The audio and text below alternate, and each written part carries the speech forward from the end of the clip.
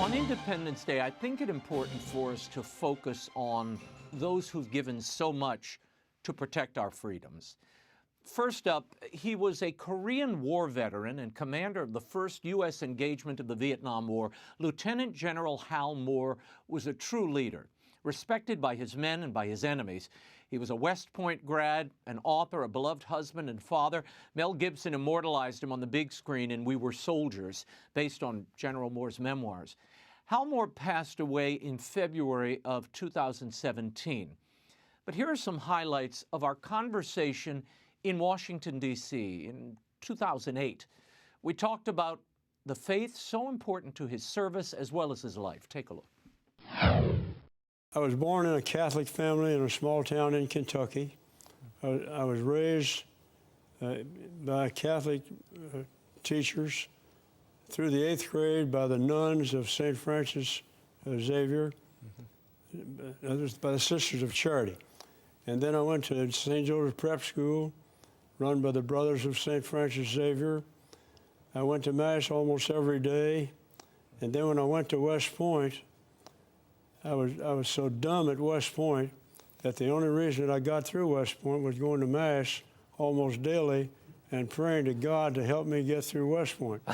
But I'm proud to say that I graduated at the top of the bottom 20% of my class. All right, that a boy. You were right there with me. We were in the same class.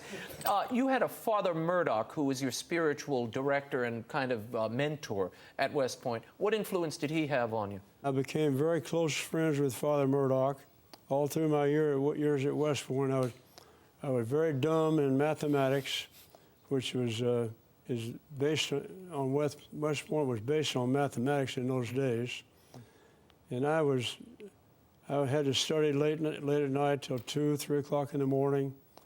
And I went to Mass every morning at 6:30, and that's when you had to fast the night before. You couldn't eat before communion. But I went to Mass every morning at 7 o'clock, 20-minute Mass by Father Murdoch, and that got me through West Point. And all through my life, I have tried to keep fresh in my mind that the whole purpose of life on earth is to qualify for life hereafter in heaven with our Father in heaven. Lieutenant General Hal Moore, what a great man, what an example. And here's another one. Admiral Jeremiah Denton was shot down by the North Vietnamese in 1965. He spent 8 years as a captive in the notorious Hanoi Hilton prison. He famously blinked the word torture in Morse code during an orchestrated propaganda broadcast in 1966. Denton exemplified bravery, heroism, ingenuity, and sacrifice, which was shown by our American POWs throughout the Vietnam War. I sat down with him a few years ago in our Birmingham studios to talk about what his service meant to him and the faith that was crucial to his survival. Here's a bit of my interview with late Rear Admiral and former U.S. Senator from Alabama, Jeremiah Denton. Tell me about there was a rig they instituted in your cell for 5 days. There were so many rigs. It's kind of complicated. The one you're talking about is when I surrendered to God. Yeah. It's kind of hard to describe. I was down to about 120 pounds at that point. I didn't have any meat on my butt, so I was sitting on this concrete bed with my ankles in stocks and my hands handcuffed behind me in what they called hell cuffs, which is very painful, a gag in my mouth and blindfolded, and they had a rig under my ankles, under my Achilles tendons was a bar which they could pull on from above on a pulley and push it into my Achilles tendons, and it couldn't go anywhere because my legs are in irons on the top.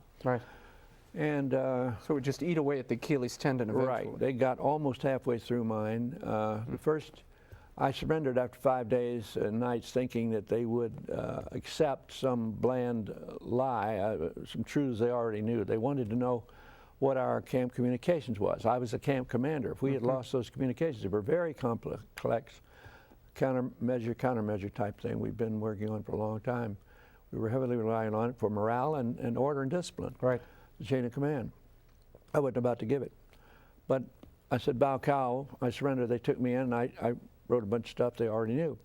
And I thought, well, they're going to let me go because they don't want me to die. That was the key. Mm-hmm. You had to convince them that your life, they had to take your life. They didn't want to kill us. They wanted to save us and exploit us.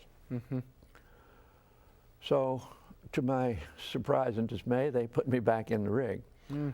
And it got pretty hopeless. I couldn't think, I couldn't pray anymore. And I said to God, it's not easy to say, expressed with my whole being, I can't think of anything else to pray. I can't think of any recited prayers. I can't think of any spontaneous prayers. I'm in a desperate situation. If anything happens good out of this, it's going to be yours. You got it. You got me. You got everything about me. The instant I said that, I had been going through alternating periods of feeling heat and feeling chills. I was shaking at that time, and you could hear my chains around the camp. And the instant I willed that, it was like a blanket of warmth, just a whole aura of composure, of no pain. The pain was immediate release, which was in my back. That was the principal part of the pain. And I just went from fear, anxiety, almost an unendurable pain, to complete comfort and assurance and no fear. A few minutes later, the guard came in, the camp commander. This is the only time I know that this happened. The camp commander himself came, a guy we call the Lump. He was a pretty senior guy. He came with the two guards and told him to go in there and break Denton. Break his legs if you have to, but break him. And he was screaming. He was screaming at them. They came in, and one of the boys was about 19 years old, pretty good kid. We called him Smiley. He did his duty. He tortured, but I don't think he liked it.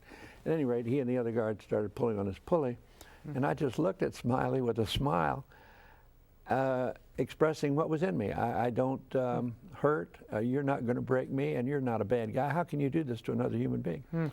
His face broke, contorted, tears. He yanked the other guard off the pulley and went outside and started screaming at the camp commander. He wasn't going to do that anymore. They're going to have to find somebody else. And 20 minutes later, they came in and put sulfa on my open wounds, released the rig, and carried me out to an isolated place where I supposedly couldn't tell the other guys I hadn't given in. Your faith and your honor That was a miracle to me. Yeah. Your faith and your honor really fused in that experience, in all your experience in this time. I don't know why you're throwing honor in there, but faith, yes. Faith,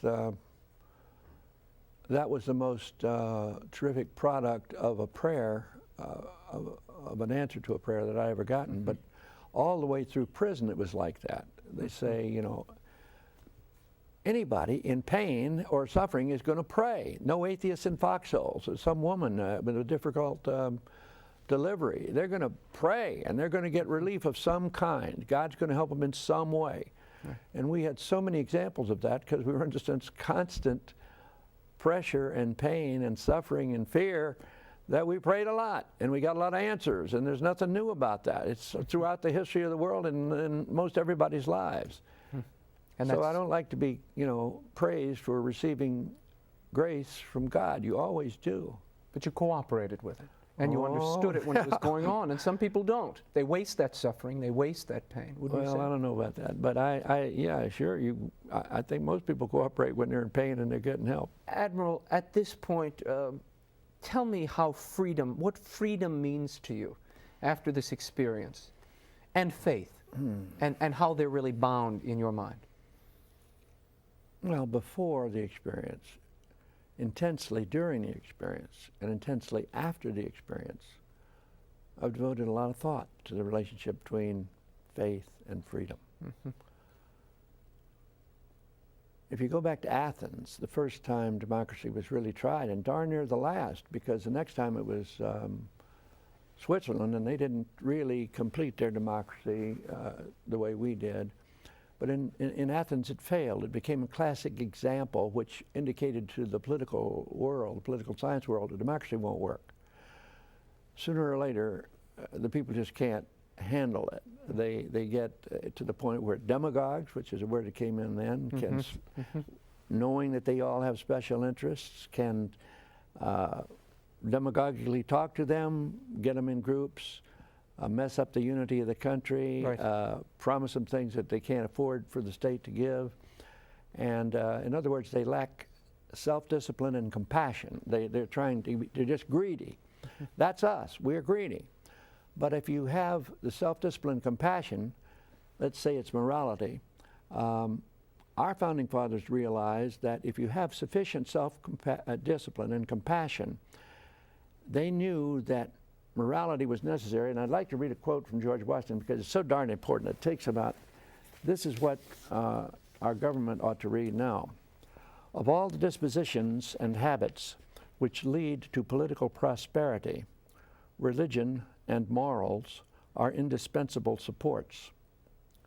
Let us with caution indulge the supposition that morality can be maintained without religion.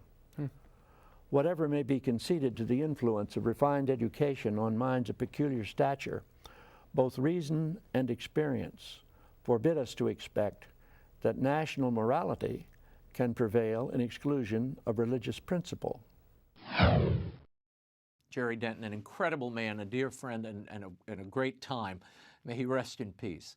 I want to wish you all a very happy Independence Day weekend, and I hope this broadcast has helped you not only to celebrate our freedoms, but to recall those who sacrificed so much to secure them. May God bless all our men and women in the armed services and their families who give up so much day in and day out.